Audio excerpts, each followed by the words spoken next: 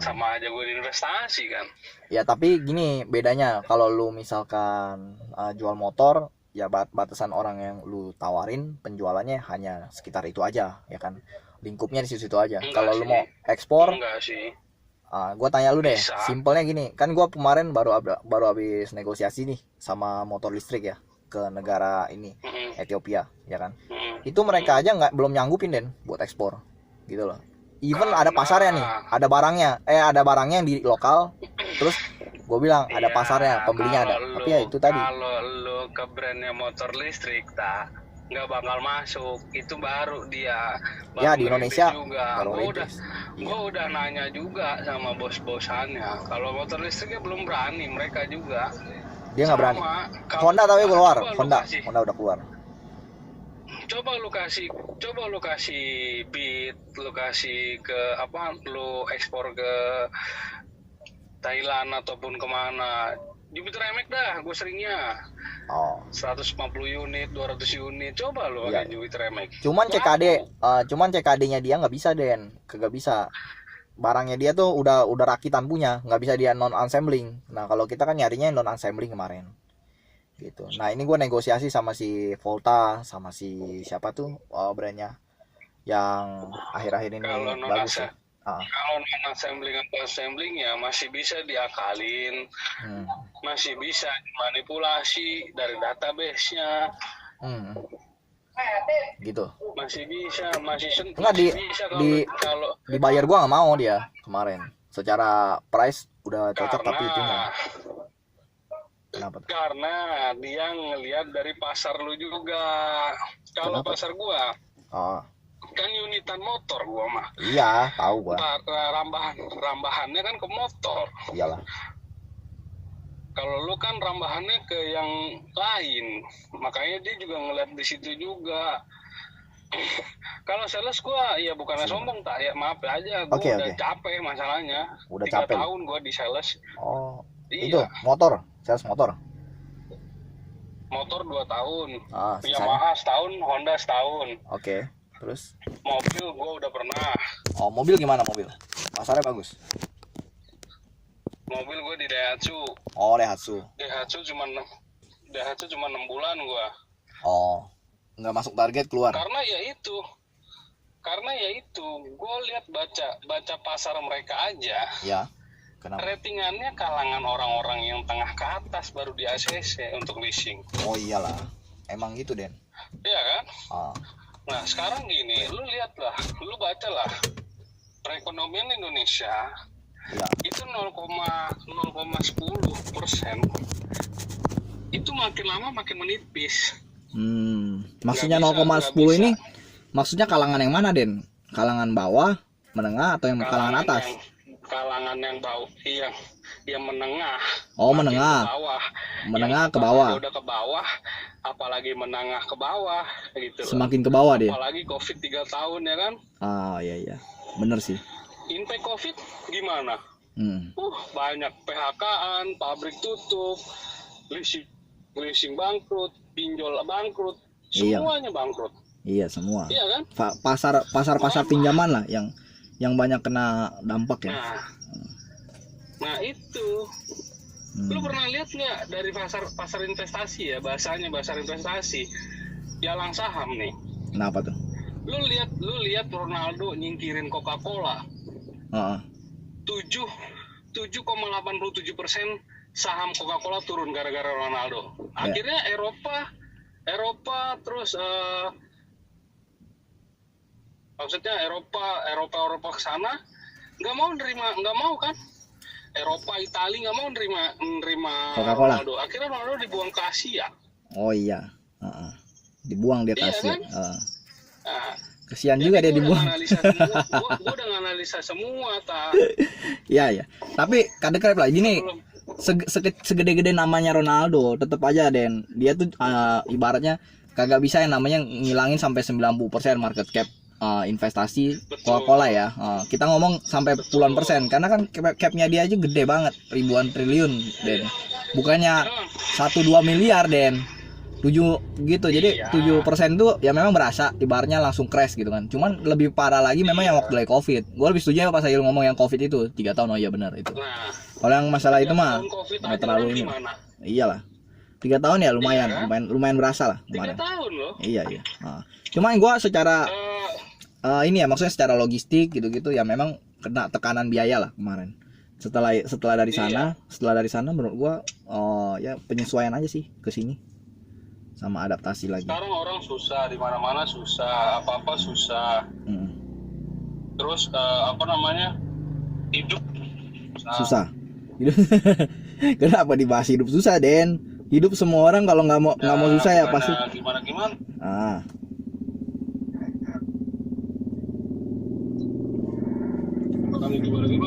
Gue kan mau nikah maksudnya gue nyari yang harus itu udah single lah. Umur lu berapa sih? Coba gue tanya. Sama lah malu Den.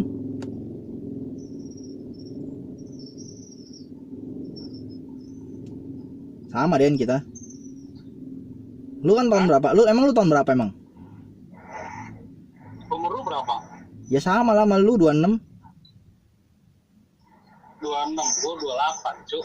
Masa emang lu lebih tua dari gua? Gua lebih tua dari lu, bangsat. Enggak, di waktu lagi sekolah. Bukan lu bilang lu 97 lu? Lu 95? 97 malu. Gua 95. Oh, oke. Oh, lu jadi lebih tua nih ceritanya. Oke. Iya, bukan masalah ngomong lebih tuanya ya, dari pola pikir kebutuhannya. Yang gua maksud. Enggak, penyusunan kebutuhan lah, susunan kebutuhan lah lebih tepatnya. Ya gua ngerti lah. Betul, susunan kebutuhan.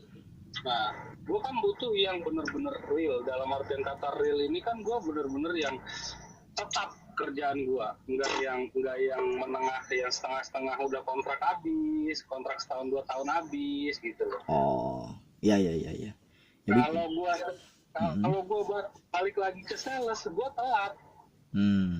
Telat lu ya. Telatnya kenapa? Karena umuran sales seumur gua itu udah harusnya bahtrahnya ke relasi, bukannya gua harus terjun lagi gitu. Oh, maksudnya kayak gitu. Iya. Cuman gini ya, gua punya marketing gua kan banyak yang remote juga ya. Remote itu maksudnya dia ada yang lewat media sosial gitu ya, ada yang lewat handphone, ada yang dari email, ada yang dari WhatsApp juga. Nah itu mereka juga find a new buyer gitu loh. Find a new buyer dalam artian ya memang dia juga bikin kolam baru lagi di setiap negara untuk ibaratnya ngejaring kepercayaan konsumen baru. Nah mereka pun di sana ya ada yang udah nyaman dengan pembeli yang udah lama ya ada juga. Tapi ada juga yang memang kerja terus buat nyari buyer baru ya ada juga. Jadi pola pikir mereka sama pola pikir lu seharusnya sih nggak beda jauh dengan usia yang kurang lebih rentannya 30, 35 ya kan. Bahkan yang 40 juga ada gitu loh timnya kita. Maksudnya gue pikir coba kalau Denny mau jalanin ya kan, ya coba pegang di lokal. Kalau kira-kira lokal ternyata bisa, ya udah nanti bisa ke ekspor juga. Sorry dulu nih gue kira lu umurnya sama loh sama gue. Waktu lagi sekolah kan kita taunya kan lu kelasnya sama gue. Seumuran gue kira kan. Oh nggak tahu dia di atas. Oke, ya kalau kelas gitu. Karena dulunya gue pindah. Oh lu pindah sekolah. Oh lu ngulang. Iya. Oh iya. Ngulang lagi gue dari awal lagi gue. Oh lu ngulang lagi.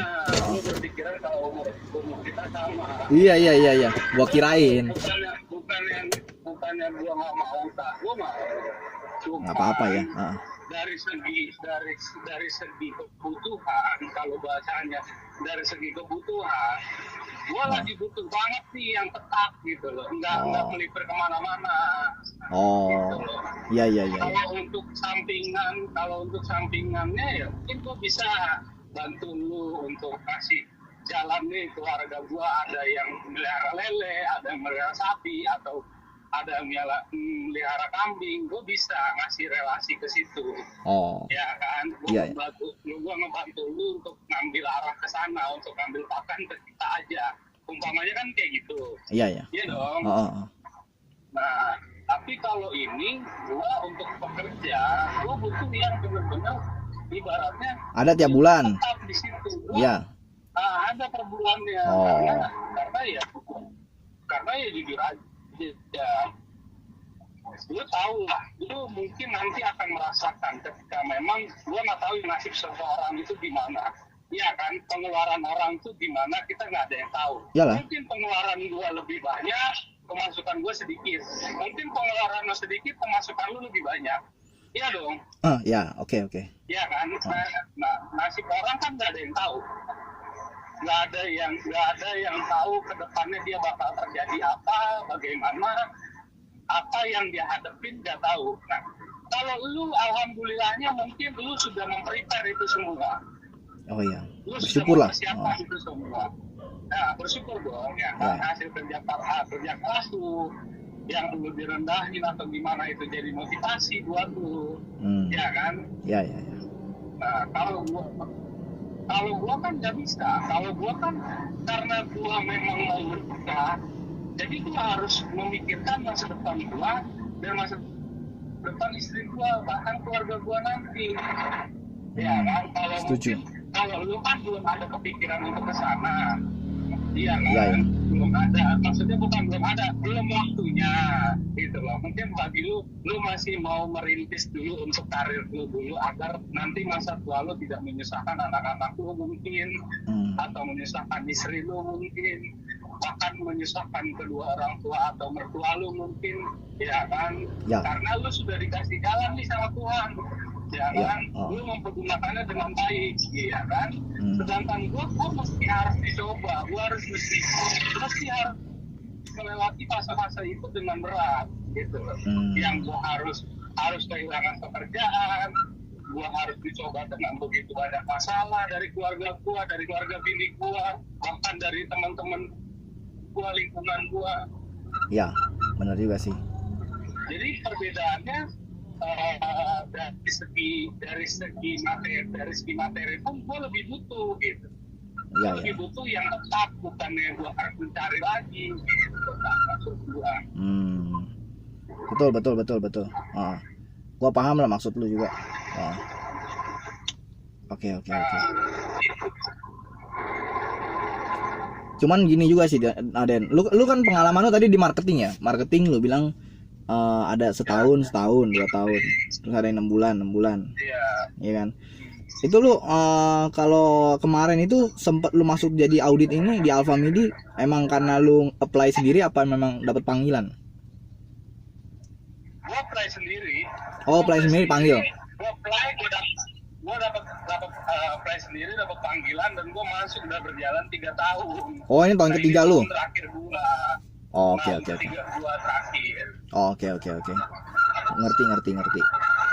Ya kalau dari ini si Diki emang kerjanya apa dia sekarang? Dia desain interior. Desain ya. Ngurusin arsitek gitu ya? Iya. Jadi dia kepikiran ibaratnya kalau buat ngerancang bangunan lah lebih tepatnya ya. Kayak temen gue juga sih dia. Lebih tepatnya sih interior ya. Lebih ke orang-orang yang di dalam. Interior rumah. Ya, rumah perabotnya. Bukan ke pembangun. Iya. Betul, lemari. Terus juga kayak tempat tidur, ranjang master gimana. I see. Anak gimana, kayak gitu. Benar juga sih ya. Paling gini Den, gua sih kalau gua lihat lu misalkan pola kerjanya kayak gini tadi, lu kalau mau mesti ada, kalau mau dapat income yang tetap ya bikin mereka punya ibaratnya kontrak juga sama lu gitu loh. Karena pembeli itu kalau misalnya nggak dikontrak dia bisa beli sama orang lain kan, satu. Yang kedua selain itu dia juga bisa ibaratnya ngambil nggak tetap gitu. Kalau memang kontrak sama kita ya kita juga dapat income tetap. Karena ada juga kejadian nih, gue punya marketing ya. Dia kerja nih ya kan dalam waktu 1,5 bulan lah. Masuk bulan kedua order masuk nih sekitar 5 ribuan lebih ton. Nah itu kan dia mesti staffing, ngurusin packing list, invoice. Nah alhasil gue bilang sama dia lu bikin kontrak aja sama bayarnya. Akhirnya dikontrak sama bayar selama 1 tahun kurang lebih 60.000 ton. Berarti kan itu udah jadi income juga buat dia. Tapi dengan catatan ya dicicil. Karena apa? Kontrak sistemnya kan. Nah kalau misalkan nih saat ini lu mikirnya gua nggak butuh nih kalau soal kerjaan yang memang turun ke lapangan, yang jadi sales ya kan, yang door to door ibaratnya. Ya memang gua nggak nawarin kayak gitu sebenarnya tadinya. Kalau misalkan emang lu berpikir gimana tak kalau misalkan gua mau imbus, gue punya income, ibaratnya lu bikin 2 perahu loh kalau gue bilang. Kalau perahu yang satu nanti tenggelam nih, udah tenggelam, nah jadi satu perahu ini lagi bisa ngehidupin lu di masa depan gitu loh. Dan kita kan bikin kontrak ini bukan cuma 1-2 tahun, bisa lebih panjang lagi daripada itu. Gue di pakan ternak aja ini udah jalan berapa tahun, udah lumayan lah. Menurut gue sih bagus ya, pasarnya ada gitu ya. Dan kalau memang lu mau langsung masuk ke ekspor, lebih bagus lagi karena pasar permintaannya juga gede gitu. Yang diperhatiin itu sama rotan ini gue kemarin lagi ngobrol-ngobrol sama perusahaan di Korea gitu juga, kebutuhan rotannya banyak nih ya kan, tinggal jenisnya aja didesain kayak mana jenis-jenisnya. Kalau sebenarnya kita ibaratnya kalau dalam dunia kerja ya, atau lu di dunia usaha ya, sebenarnya konsekuensinya ya sama gitu loh, bayar waktu juga.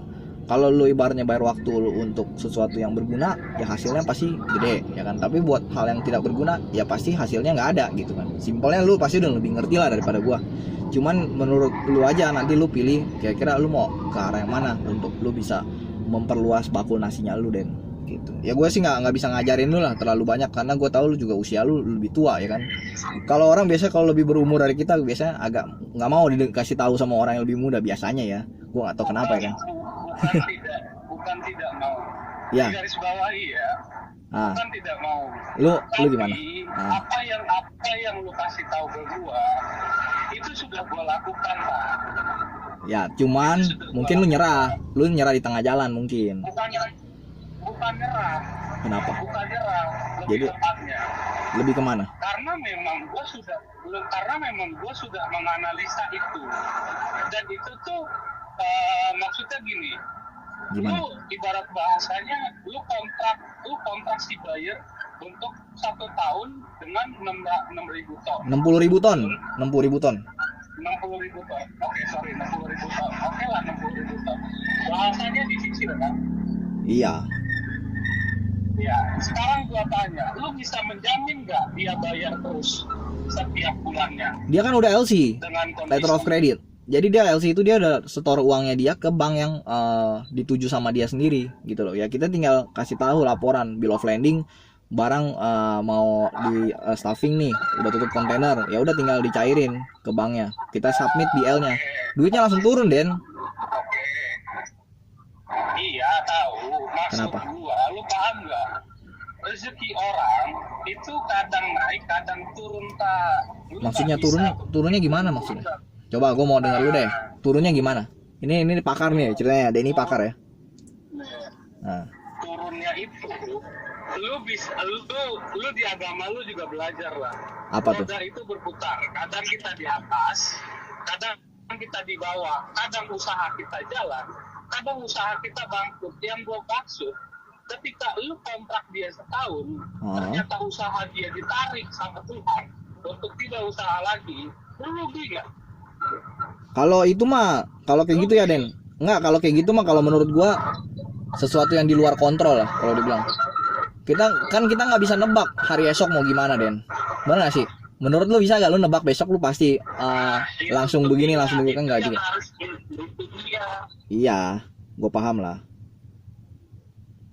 Nah, itu dia yang gua maksud. Oh. Ya namanya udah kontrak mah jalan terus. Oi. Nggak, patokan itu dia kan gini ya, Den. Yang jadi masalah kan di dianya, Den. Dia jalan udah kompak nih. Terus ya itu kan masalahnya di bayarnya ya. Ya kita tinggal cari bayar baru lah. Bayar peternakan itu kan nggak ada habisnya. Percayalah. Selama masih ada demand untuk orang pengen makan hewan-hewan ya. Maksudnya seperti sapi, ikan atau kambing atau apa, domba. Ya berarti itu pasar kita masih terus ada. Kita nggak usah malah berpaku atau berkutat di satu lokasi itu aja. Ya kalau kita cuma berpaku di satu lokasi ya nggak bisa maju ya. Berarti lu nggak ngerti maksud gua, lu nggak paham apa yang gua maksud. Kurang. Kalau yang ini gue kurang ya. Yang lu bahas barusan nih gue kurang paham. Kurang. Lu kurang paham ya. Kurang. Maksud gue gini, lu harus juga menganalisa kehidupan orang itu. Lu ya buat apa, Den? Bukannya gue tahu. Gue tahu. Lu banyak peternakan, banyak orang yang masih menernak hewan hidup pakan daging untuk kita. Iyalah. Iya. Betul. Iya, masih banyak orang lain. Iya. Kalau orang lain itu salah satunya sudah tidak mempercayai kita lagi, apa enggak itu dari mulut ke mulut? Contoh ya. Yang nggak bakalan lah. Contoh ya. Contoh. Ya kan. Coba marketing lu siapa namanya satu orang? Gue butuh satu orang. Siapa yang dekat sama lu? Marketing gua. Oh, misalkan si Asep, Asep. Kenapa tuh Asep? Misalkan. Ya, Asep lah, taruhlah Asep ya. Ya. Taruhlah Asep ya mamanya. Ya. Di PT lain nih, PT lain si Asep ini nih. Ya nggak? Ya. Nah, lu dibilang begini sama si buyer itu, kenapa di Asep bisa lebih murah, Pak, ketimbang Bapak? Kalau kualitas sama-sama, sama, semua sama. Kenapa lebih bagus di Asep? Apa kurangnya dari Bapak? Lu